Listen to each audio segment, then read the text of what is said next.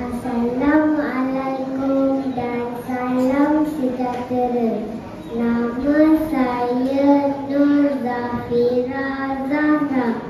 Umur saya 9 tahun. Hobi saya membaca buku.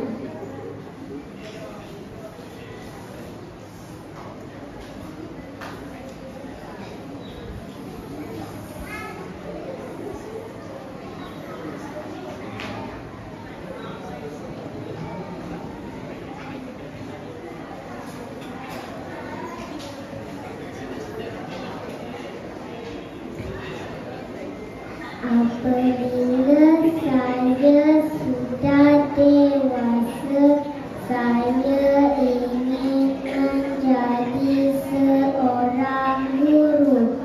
Saya bersekolah di Sekolah Kebangsaan Peda Paloh 7.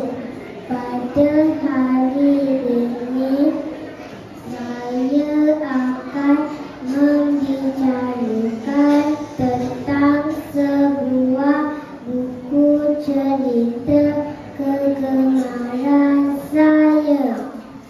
Tajuk buku cerita ini ialah Kisah Sang Harimau. Buku ini ditulis oleh Fauziah Aziz. Buku ini diterbit oleh Percetakaan Najah.